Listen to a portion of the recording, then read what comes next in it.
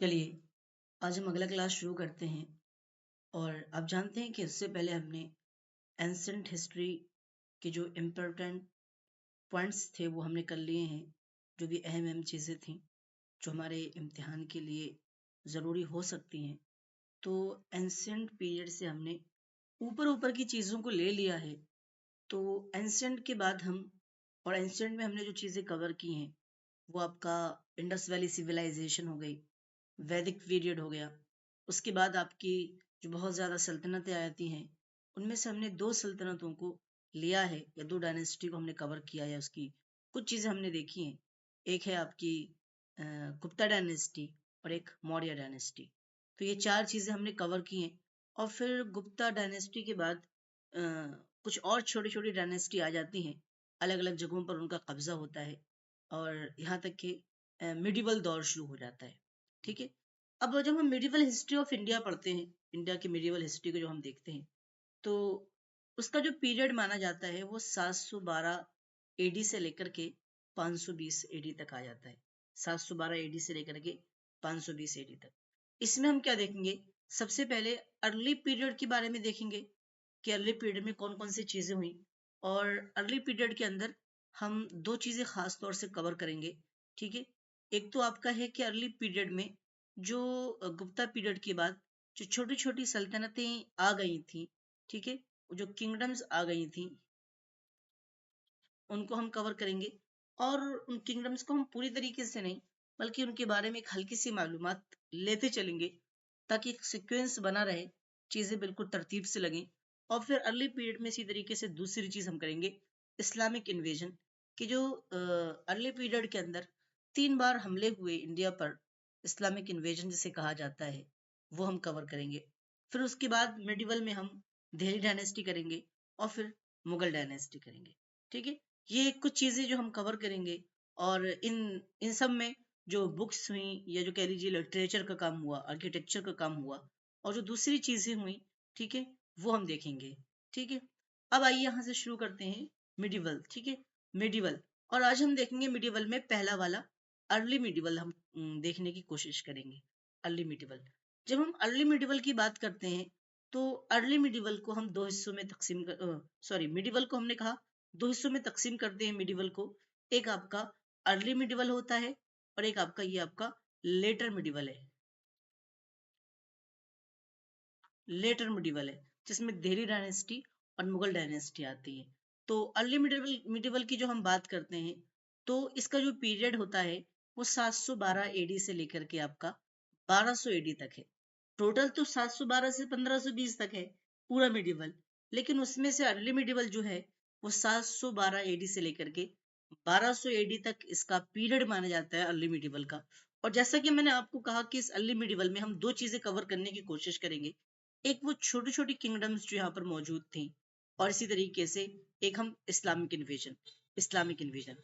तो जब हम इस किंगडम्स की बात करते हैं, जो अलग अलग किंगडम्स यहाँ पर मौजूद थी, जैसे चोलास थे यहाँ पर, राजपूत थे यहाँ पर, पलास थे। तो अलग अलग सल्तनत के यहाँ पर लोग अलग अलग जगहों पर वो रहते थे। जैसे हम सबसे पहले यहाँ पर देखें, चोला डायनेस्टी के बारे में हम जब बात करें तो इसके जो फाउंडर हैं वो विजय आलया है। ठीक है। विजय आलया इसके फाउंडर हैं। और इस सल्तनत को यानी चोला डायनेस्टी को जो फाउंड किया गया है, वो कब फाउंड किया गया है? 850 के अंदर, 850 एडी के अंदर। यानी जो 850 एडी है वो विजय यालया के लिए नहीं है, बल्कि सल्तनत के लिए, डायनेस्टी के लिए, कि 850 एडी में इसकी शुरुआत होती है, कह लीजिए इसको फाउंड किया जाता है। और कह लीजिए जो है इसका इनका जो इलाका था चोलास का, वो तंजौर के अंदर ये लोग रहते थे। और इनका जो कब्जा था, ठीक है, तंजौर के अंदर इनका कब्जा था। उसके बाद इनका जो सबसे कह लीजिए बड़ा और महान जो रूलर रूलर माना जाता है, जो हाकिम इनका माना जाता है, वो आपका है राजा राजा चोला फर्स्ट। राजा राजा चोला फर्स्ट, राजा राजा चोला फर्स्ट इनका सबसे ज्यादा बड़ा और कह लीजिए महान इस सल्तनत का, इस सल्तनत का जो हाकिम माना जाता है। उसकी वजह क्या है? कि उसकी वजह ये है कि उसने अपनी सल्तनत को सिर्फ हिंदुस्तान में ही नहीं फैलाया, बल्कि उसने अपनी सल्तनत को एक्सपेंड करते करते ये श्रीलंका और मालदीव्स तक इसने अपनी सल्तनत को फैला दिया था। ठीक है, श्रीलंका और मालदीव तक इसने अपनी सल्तनत को पहुंचा दिया था। उसके बाद हम देखते हैं, ये छोटी छोटी चीजें हम देख ली, ज्यादा चीजें नहीं देख रहे हैं कि चोलास के फाउंडर कौन थे। तो फाउंडर विजयालया, और इसकी इस डायनेस्टी के जो कह लीजिए कब्जा कहाँ पर था, तंजौर पर था। इस डायनेस्टी का कब्जा कहाँ पर था, तंजौर पर इसका कब्जा था, या तंजौर इलाके में डायनेस्टी थी। और इसका सबसे बड़ा हाकिम जो है, ये कह लीजिए रूलर जो है, वो है राजा राजा चोला फर्स्ट। इसने अपनी सल्तनत को श्रीलंका और मालदीव तक पहुंचा दिया था। उसके बाद हम देखते हैं राजपूत। राजपूत के बारे में हम देखते हैं। तो जब हम राजपूत की बात करते हैं, तो इनका जो फाउंडर था, वो डंती दुर्ग इनका फाउंडर माना जाता है। कुछ कहते हैं इनका कोई फाउंडर नहीं था, बल्कि इस डायनेस्टी के जो लोग जो थे, वो अलग अलग उन्होंने सल्तनतें कायम की, या बड़े बड़े जो अलग अलग जगहों पर हाकिम रहे इस राजपूत के। अब राजपूत का जो कह लीजिए इलाका था, इनकी जो कैपिटल थी, वो क्या था, मालखंड इनकी कैपिटल थी। क्या कैपिटल थी, मालखंड इनकी कैपिटल थी। और जो इलाका था उनका, वो क्या, डेक्कन के अंदर, डेक्कन की तरफ, ये डेक्कन की, तो कह लीजिए डेक्कन का जो इलाका था, वहां पर ये लोग रहते थे। डेक्कन जो था, वहां पर ये लोग रहते थे। तो चोला के बारे में हमने देख लिया, राजपूत के बारे में देख लिया, और थोड़ा पालास यानी पाला सल्तनत, पाला डायनेस्टी के बारे में भी हम देख लेते हैं। पाला डायनेस्टी के बारे में, तो हम पाला डायनेस्टी की बात करते हैं, तो हमें मालूम होना चाहिए कि जो पाला डायनेस्टी है, वो जो कहाँ पर उसका कह लीजिए कब्जा था, या कह लीजिए जहाँ पर जो डायनेस्टी थी, पाला डायनेस्टी, तो उसका जो कब्जा था वो बंगाल में था।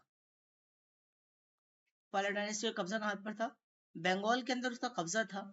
और धर्मपाला जो है, धर्मपाला जो है, इस पाला डायनेस्टी के बारे में आप एक चीज सवाल जहन में रखें, तो सवाल आता है कि इस पाला डायनेस्टी के जो एक हाकिम थे, जो रूलर थे, वो कौन थे, धर्मपाला एक जो थे, उन्होंने दो काम कराए। एक तो सवाल आता है ये वाला, एक तो ये कि नंदा डायनेस्टी का रिवाइवल कराया, जो कि नंदा डायनेस्टी गुप्ता पीरियड के अंदर बनाई गई थी। सॉरी, डायनेस्टी नंदा यूनिवर्सिटी जो गुप्ता पीरियड के अंदर बनाई गई थी, तो इन्होंने रिवाइवल कराया। साथ साथ इन्होंने विक्रमशिला यूनिवर्सिटी, विक्रमशिला यूनिवर्सिटी की इन्होंने क्या रखी, बुनियाद रखी। विक्रमशिला यूनिवर्सिटी की इन्होंने बुनियाद रखी। इसके जो फाउंडर माने जाते हैं, इसके जो फाउंडर माने जाते हैं, वो गोपाल या गोपाला फर्स्ट, गोपाला फर्स्ट इसके फाउंडर माने जाते हैं। गोपाला फर्स्ट या गोपाल फर्स्ट इसके फाउंडर माने जाते हैं। ठीक है, पाला सल्तनत से है चूंकि, इसलिए गोपाला। ऐसे ही एक इसके हाकिम थे, धर्मपाला। तो उनके बारे में यहाँ पर सवाल किया था कि कहते हैं कि नंदा डायनेस्टी का रिवाइवल किसने किया, तो धर्मपाला। विक्रमशिला डायनेस्टी का फाउंड किसने किया, कह लीजिए उसकी बुनियाद किसने रखी, वो है धर्मपाला। और इसके फाउंडर कौन थे, ये गोपाला इसके फाउंडर थे। प्लस इसका जो इलाका कहाँ पर था, बंगाल में ये लोग थी, इनकी डायनेस्टी बंगाल के अंदर थी। तो इस तरीके से हमने जो कह लीजिए अर्ली मिडिवल का ये जो पहला हिस्सा है, किंगडम्स, और भी इसके अलावा किंगडम्स थी जिनको हम छोड़ रहे हैं, ज्यादा गहराई के अंदर जाने की जरूरत नहीं है। और उसके साथ साथ हमने वो तीन किंगडम्स को हमने देख लिया जो मशहूर हैं। अब यहाँ पर देखते हैं दूसरा हिस्सा अर्ली मिडिवल का, वो है आपका Islamic invasion. Islamic invasion, Islamic invasion को हम दो हिस्सों में तकसीम कर सकते हैं, दो हिस्सों में बांट सकते हैं। एक तो अरब इन्वेजन, और एक है आपका तुर्क इन्वेजन। अरब इन्वेजन की बात करें, अरब इन्वेजन की, तो वहां पर मोहम्मद बिन कासिम को आपको जहन में रखना है कि अरब इन्वेजन में मोहम्मद बिन कासिम को रखते हैं, और तुर्क इन्वेजन में बाकी दो को रखते हैं, महमूद गजनवी और मोहम्मद गौरी।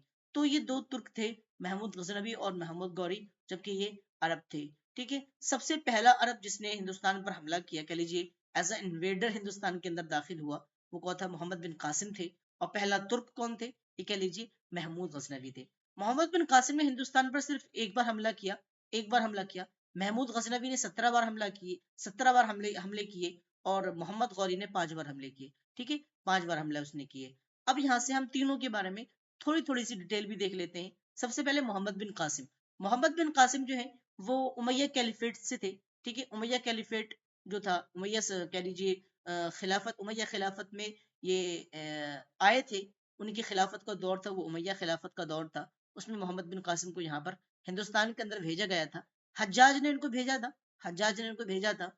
और ये आए थे, ईरान से आए थे। ईरान से ये सिंध आए थे। ईरान से कहाँ आए थे, सिंध आए थे। और सिंध के अंदर जो राजा था, सिंध के अंदर जो राजा था, वो जो हाकिम था उस वक्त, वो था राजा दाहिर। राजा दाहिर जो था, राजा दाहिर वहां का हाकिम था। और 712 एडी या 711 एडी के अंदर इन्होंने हमला किया। 712 असल मैन है, और उसी में कुछ लोग कहते हैं 711। तो 712 या 711 एडी के अंदर उन्होंने हमला किया, और देवल पर, यानी पोर्ट ऑफ देवल जो इलाका है, वहां पर उन्होंने हमला किया। और वो किताब जिसके जरिए से इनके बारे में खबर मिलती है, वो क्या है? चचनामा। चचनामा के जरिए से इसके बारे में खबर, इनके हमले के बारे में खबर मिलती है। और अगली बात ये कि पहला शख्स जिसने हिंदुस्तान पर जिजिया लागू किया, वो यही है, यानी मोहम्मद बिन कासिम को माना जाता है। प्लस इन्होंने इस्लाम को इंट्रोड्यूस भी यहाँ पर कराया। वजह क्या थी इनके हमले की? ये वजह बताई जाती है कि इन्होंने हमला इसलिए किया क्योंकि यहाँ से श्रीलंका से एक काफिला मुसलमानों का जा रहा था अरब की तरफ। वहां पर औरतें बच्चे भी थे, उनका सामान भी था, कुछ गिफ्ट्स वगैरह थे। तो यहाँ से जा रहा था, लेकिन यहाँ पर देवल देवल की बंदरगाह पर उन्होंने उनको लूट लिया। जब ये खबर हज्जाज की तरफ पहुंचती है, तो वो मोहम्मद बिन कासिम को हिंदुस्तान की तरफ भेजता है। और ये उस वक्त से ये मोहम्मद बिन कासिम ये देवल, पोर्ट ऑफ देवल पर आते हैं। और वहां पर राजा दाहिर जो है, कह लीजिए, वहां पर जो लोग होते हैं उन पर कब्जा कर लेते हैं, और उससे जंग थोड़ी सी करके उस पर कब्जा। और एक छोटा सा इलाका जो होता है सिंध, आप जानते हैं, जो सिंध नदी है, वहीं से सिंध जो इलाका था पाकिस्तान के अंदर, ये इलाका आता है। ठीक है। तो उसमें क्या करते हैं, ये एक छोटे से हिस्से पर इनकी हुकूमत हो जाती है, और वहां पर लोगों पर ये जिजिया जिजिया लागू करते हैं। तो कहा जाता है कि जो गैर मुस्लिम थे उन पर जिजिया उन्होंने लागू किया। तो कहा जाता है हिंदुस्तान के अंदर पहला शख्स जिसने जिजिया लागू किया, वो कौन थे? मोहम्मद बिन कासिम थे। तो इतनी चीजें मोहम्मद बिन कासिम के बारे में काफी हैं कि इन्होंने एक बार हमला किया। इन्होंने एक बार हमला किया, ठीक है। और वो कब हमला किया? 712 एडी के अंदर एक बार हमला किया, एक ही बार हमला किया। उमैया कैलिफेट से थे। हज्जाज बिन यूसुफ ने इनको भेजा था।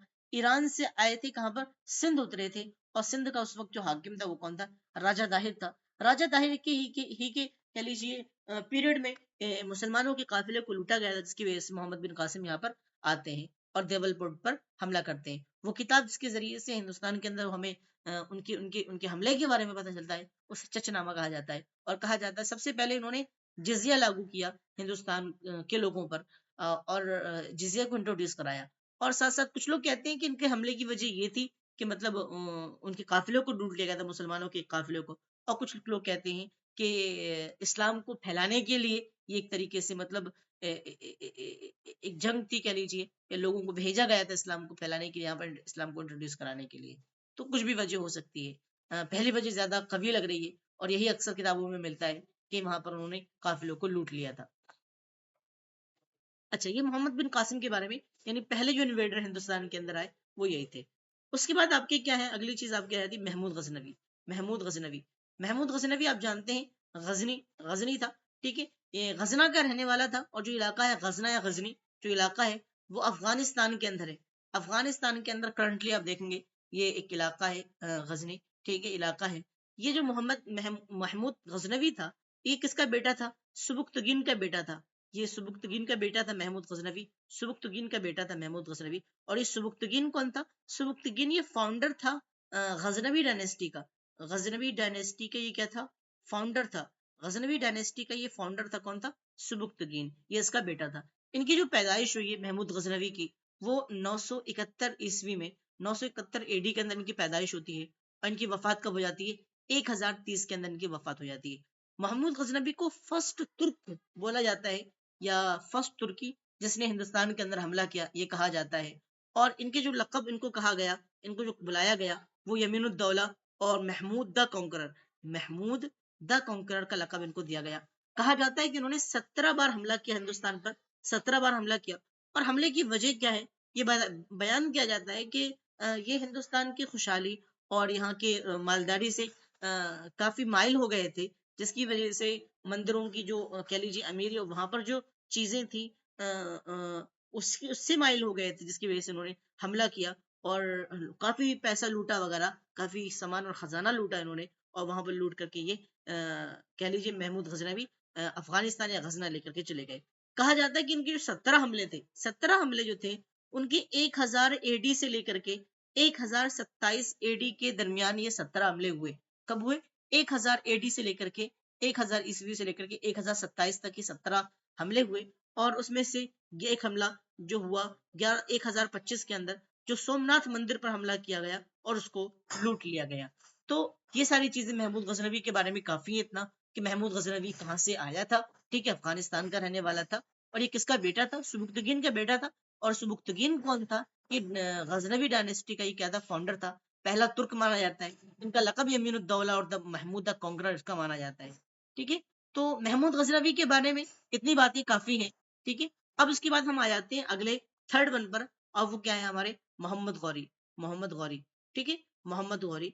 तो जब हम मोहम्मद गौरी की बात करते हैं तो मोहम्मद गौरी के बारे में जो चीज हमें जहन में रखना है वो क्या है आपके मोहम्मद गौरी के बारे में, कि मोहम्मद गौरी ने 5 बार हमला किया हिंदुस्तान पर।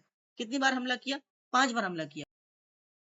अच्छा, एक चीज रह गई महमूद गजनवी के बारे में, महमूद गजनवी के बारे में एक चीज रह गई कि जब इसका आखिरी वक्त आया, इसका जब आखिरी वक्त आया, इसका जब आखिरी वक्त आया और मरने से पहले इसने 27 बार जो हमला किया था, 1027, 1000 एडी से लेकर के 1027 तक, तो इस दरमियान जो उसने हमले किए थे, उसके बाद 1030 के अंदर इसकी वफात हो जाती है। और उससे पहले पहले क्या करता है, ये आखिरी वक्त में ये खजना चला जाता है, अफगानिस्तान लौट जाता है। और वहां पर क्या करता है, ये कुछ लोगों को अपने कह लीजिए खास, कुछ लोगों को अपना खासम खास बना लेता है। और उनमें से कुछ कह लीजिए वो आर्टिस्ट थे अलग अलग अपने फील्ड में, जैसे उनके अलग अलग नाम थे, जैसे अलबैरूनी हो गया, ठीक है, अलबैरूनी हो गए, ठीक है। इसी तरीके से आपके क्या है, आपके फिरदौसी हो गए, इसी तरीके से आपके उत्वी हो गए, इसी तरीके से आपके कह लीजिए फर्रुखी हो गए।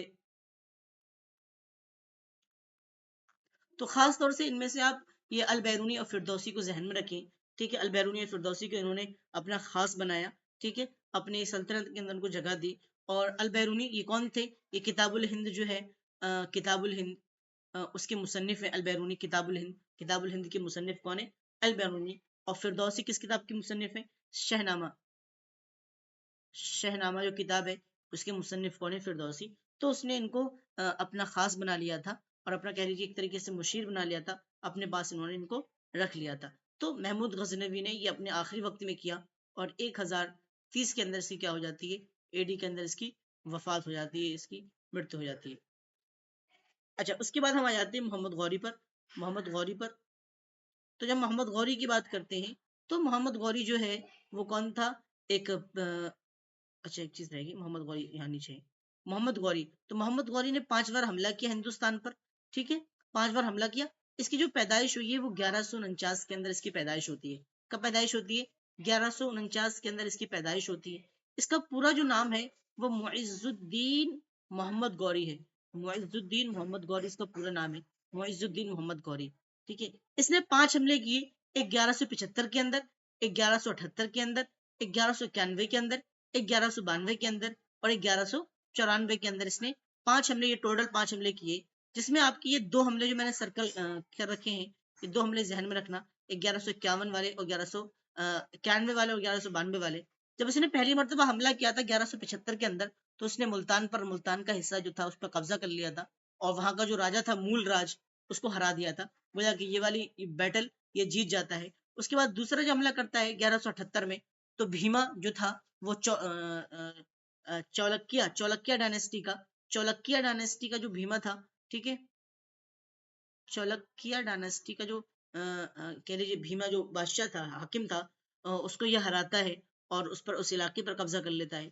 फिर उसके बाद 1191 और 1192 में 2 बैटल होती हैं, फर्स्ट बैटल ऑफ तराइन और सेकंड बैटल ऑफ तराइन। तो फर्स्ट बैटल ऑफ तराइन में जो होते हैं वो पृथ्वीराज चौहान, जिनका नाम आपने सुना होगा, वो काफी सुना होगा, पृथ्वीराज चौहान। तो पहली बैटल में ये कह लीजिए मोहम्मद गौरी हार जाता है, कट का निशान लगाया मैंने, मोहम्मद गौरी पहली बैटल में हार जाता है और वापस ये लौटता है अपनी जगह पर और फिर दोबारा अगले साल नए जोश के साथ, नई ताकत के साथ दोबारा आता है और हमला करता है।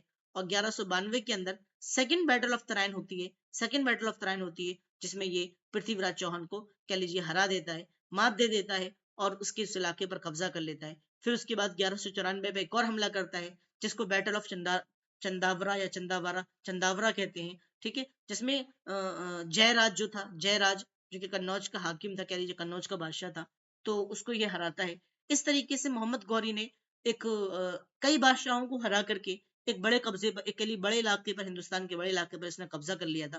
तो आपको ध्यान में क्या रखना है, इसके 5 हमलों में से फर्स्ट बैटल ऑफ तराइन कब हुई, ये देखना है कि 1191 के अंदर। सेकंड बैटल ऑफ तराइन कब हुई और किसके मुकाबले में कौन था, मोहम्मद गौरी के मुकाबले में पृथ्वीराज चौहान था, जिसमें पहली जंग पृथ्वीराज चौहान जीत जाता है, मोहम्मद गौरी हार जाता है, और दूसरी जंग मोहम्मद गौरी उसको मात दे देता, जीत जाता है, फतेह हो जाता है।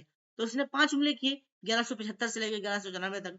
और जब इसका आखिरी वक्त आता है, तो ये अपने आखिरी वक्त में जो पूरी सल्तनत होती है, उसकी जो बागदौड़ होती है, अपने कमांडर को सौंप देता है। इसका कमांडर, इसका जो वायसराय था, इसका कमांडर, इसका वायसराय कौन था, नाम सुना होगा आपने, कुतुबुद्दीन ऐबक। कुतुबुद्दीन ऐबक इसका जो था वायसराय। तो उसको ये सौंप देता है, और कुतुबुद्दीन ऐबक से ही कह लीजिए शुरुआत होती है दिल्ली डायनेस्टी की। इस तरीके से मोहम्मद गौरी अपनी पूरी सल्तनत को सौंप देता है कुतुबुद्दीन ऐबक को, और कुतुबुद्दीन ऐबक एक तरीके से नई सल्तनत की शुरुआत करता है, जिसे दिल्ली डायनेस्टी के नाम से जाना जाता है। और उसके बाद कुतुबुद्दीन ऐबक और उसकी नस्ल से लोग चले आते हैं, और ये पूरी दिल्ली डायनेस्टी और उस पर राज करते हैं। इस तरीके से हम दिल्ली डायनेस्टी तक पहुंच जाते हैं, डीडी दिल्ली डायनेस्टी तक पहुंच जाते हैं। अब हम अगली क्लास में दिल्ली डायनेस्टी को देखेंगे, फिर उसके बाद मुगल डायनेस्टी को देखेंगे। इस तरीके से हमने पहले एंसेंट इंडिया किया, और उसके बाद हमने मिडिवल को शुरू किया है, और मिडिवल के अंदर हमने अर्ली मिडिवल हमने कवर कर लिया है। ठीक है, तो यहीं तक रखते हैं, जिसमें आज हमने क्या कर लिया है, मिडिवल मिडिवल के अंदर कह लीजिए हमने अर्ली मिडिवल के अंदर इसका पीरियड क्या है, 712 से 1200 मिडिवल, अर्ली मिडिवल का जो पीरियड है, और इसमें किंगडम्स और इन्वेजन को पढ़ा है। किंगडम्स में 3-4 किंगडम्स देखी, 3 किंगडम्स देखी हैं, चोला, राजपूत, पालास। ठीक है, पालास डायनेस्टी, और इसके साथ साथ 3 इस्लामिक इन्वेजन। ये कह सकते हैं कि इंडिया के अंदर मिडिवल, अर्ली मिडिवल में 3 कह लीजिए इन्वेडर आए जिन्होंने हमला किया, वो ये खास है। एक क्या कौन है आपके, मोहम्मद गौरी हो गए आपके, इसी तरीके से आपके मोहम्मद बिन कासिम हो गए, और इसी तरीके से महमूद गजनवी। सबसे पहले महमूद गजनवी, ठीक, सबसे पहले मोहम्मद बिन कासिम, जो कि अरब अरब इन्वेडर थे। तो अगर पूछा जाता है पहले अरब इन्वेडर जिन्होंने हमला किया, वो मोहम्मद बिन कासिम, और पहला तुर्क जिसने इस्लाम कह लीजिए हिंदुस्तान पर हमला किया, वो कौन था, महमूद गजनवी। ठीक है, यहीं तक रखते हैं। अस्सलाम वालेकुम वरहमतुल्लाहि वबरकातुहू।